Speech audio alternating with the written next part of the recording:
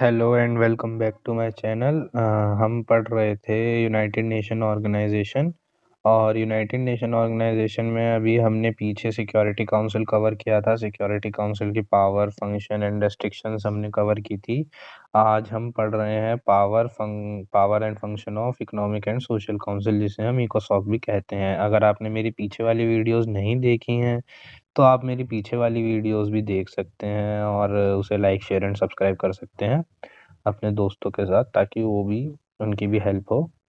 तो आइए हम शुरू करते हैं। Power and function of economic and social council. तो और पहला हमें दिया गया है आर्टिकल 62 में, to make a study and furnish a report to General Assembly regarding international economic and social culture and health.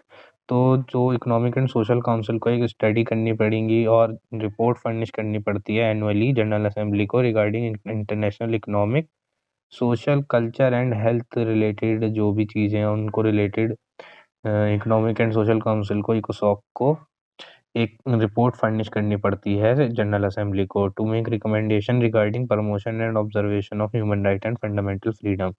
तो टू मेक रिकमेंडेशन, तो रिकमेंडेशन करनी पड़ती है किसके regarding promotion and observation of human right के regarding करनी पड़ती हैं, एंड फंडामेंटल फ्रीडम, और फंडामेंटल फ्रीडम को भी लेके रिकमेंडेशन करनी पड़ती है जनरल असेंबली को। इकोसॉक द्वारा रिकमेंडेशन की जाती है जनरल असेंबली को, ये हमने अभी ऊपर पढ़ा था। अब हम आ जाते हैं तीसरी पावर पे, to present the draft for the conscious to General Assembly in respect to the matter come in their jurisdiction. तो जो भी ड्राफ्ट मतलब इकोनॉमिक एंड सोशल काउंसिल को एक ड्राफ्ट बनाना पड़ता है जो कि जनरल असेंबली को देना पड़ता है, वो जो भी इनका जुरिडिक्शन होता है इकोनॉमिक एंड सोशल काउंसिल का, उसको रिलेटेड कोई भी ये डिस्प्यूट या फिर कुछ भी सॉल्व कर सकते हैं, मगर उसका जो भी ड्राफ्ट है वो जनरल असेंबली को पहले प्रोवाइड करना पड़ेगा। To call international conferences and connections regarding the subjects falling within their jurisdiction, to call international conferences। तो economic and social council international conferences को कॉल कर सकती है, and connections regarding the subject falling with in their jurisdiction, तो जो भी इनके jurisdiction में आता है उसको रिगार्डिंग के थ्रू इन्हें इंटरनेशनल कॉन्फ्रेंसेस करनी पड़ती हैं। अब आते हैं हम आर्टिकल 66 पे, इकोनॉमिक इकोसॉक perform all function in connection with recommendation of General Assembly. तो जो भी जनरल असेंबली इन्हें रिकमेंड करेगी वो इनको सारे फंक्शंस परफॉर्म करने पड़ेंगे, किसको? इकोनॉमिक एंड सोशल काउंसिल को। अब आगे आते हैं, with the approval of General Assembly to perform service at request of member of United Nation and specialised agencies. अभी हमने स्पेशलाइज्ड एजेंसीज पिछली वीडियो में भी पढ़ा था। तो जो भी with the approval of General Assembly, तो जनरल असेंबली का एक तो अप्रूवल चाहिए। अप्रूवल किसके लिए चाहिए? टू परफॉर्म सर्विस जो भी इनको करते हैं इकोनॉमिक एंड सोशल काउंसिल को, वो ज़्यादातर यही होता है, इकोनॉमिक, सोशल, कल्चर और हेल्थ से रिलेटेड ही होता है। और इसके लिए स्पेशलाइज्ड एजेंसीज फॉर्म करती है इकोनॉमिक एंड सोशल काउंसिल। अब हम आ जाते हैं आगे, all the act assigned by General Assembly और whatever has been present in charter. तो जो भी एक्ट्स असाइन करे जाएंगे जनरल असेंबली द्वारा और वट एवर जो भी और जो कुछ भी हैं उन्हें प्रेजेंट किया जाएगा चार्टर के अंदर, जो भी चार्टर के अंदर प्रेजेंट है वो सब कुछ काम इकोनॉमिक एंड सोशल काउंसिल को करने पड़ते हैं। अब हम आ जाते हैं आर्टिकल 68 पे, economic and social council shall set up commission. तो इकोनॉमिक एंड सोशल काउंसिल एक कमीशन सेटअप करेगी, किसके लिए सेटअप करेगी? इकोनॉमिक एंड सोशल फील्ड्स के लिए। इकोनॉमिक एंड सोशल फील्ड्स के लिए एक कमीशन सेटअप करेगी इकोसॉक, and to promote all other human rights, और सारे ह्यूमन राइट्स को प्रमोट करने के लिए। एक इसका हम एग्जांपल भी देख लेते हैं, international human right commission. International human right commission एक इकोनॉमिक एंड सोशल काउंसिल द्वारा ही फॉर्म किया गया ऑर्गेनाइजेशन, एक कमीशन है। इकोसॉक है power to constitute any commission, और इकोसॉक के पास पावर है कि वो कोई भी कमीशन कॉन्स्टिट्यूट कर सकता है। अब हम आ जाते हैं पावर ऑफ इकोसॉक, मतलब power of economic and social council. तो आर्टिकल 68 में दिया गया है constitute commission.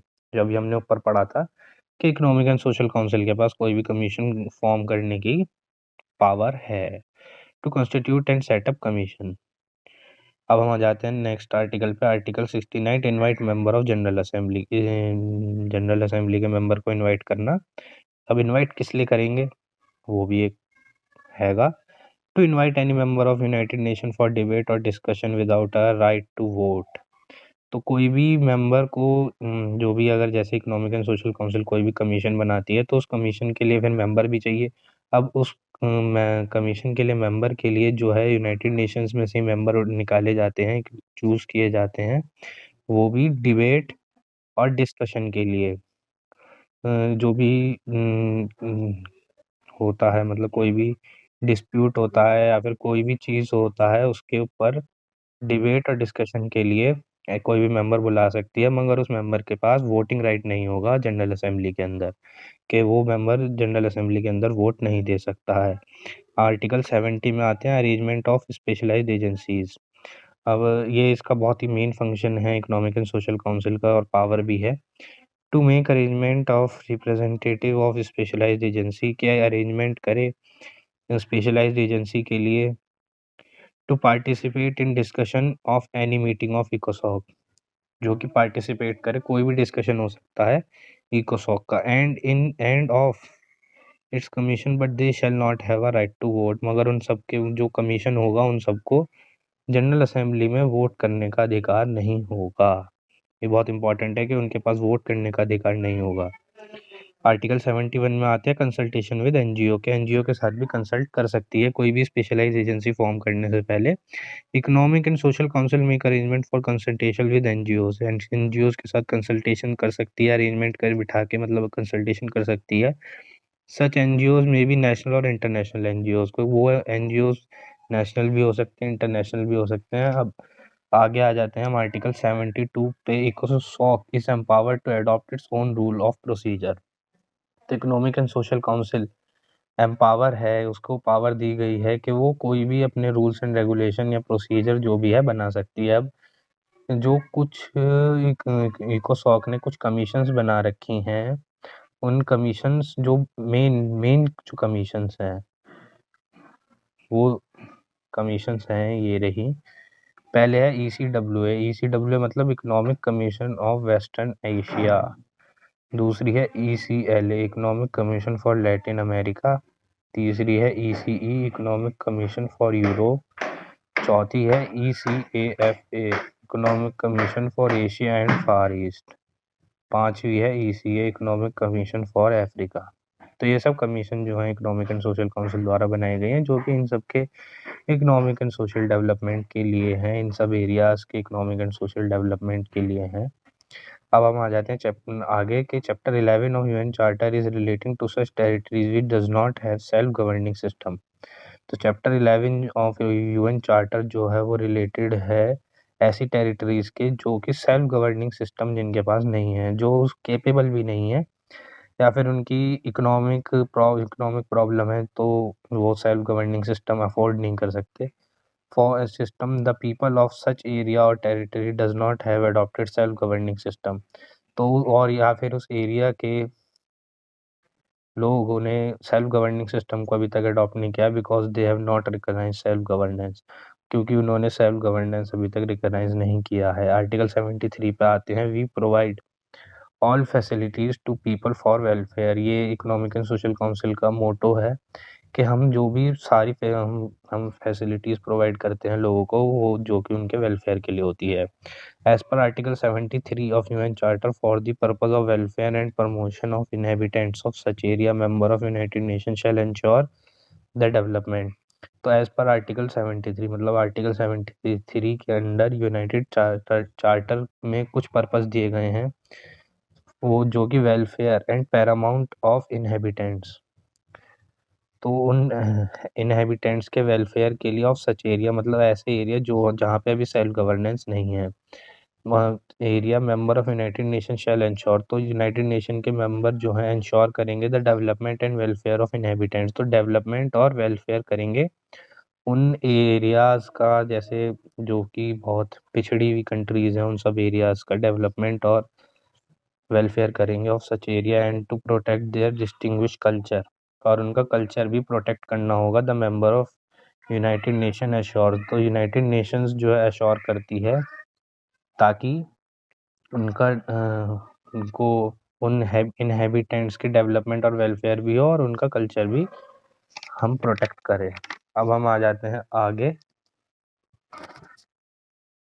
To develop self government to take dual account to political for the people of such area and to assist them for their development as per their circumstances. तो उनको development के circumstances के लिए भी उन्हें काम करना पड़ेगा इकोनॉमिक एंड सोशल काउंसिल को, to assure with due respect of culture of the people.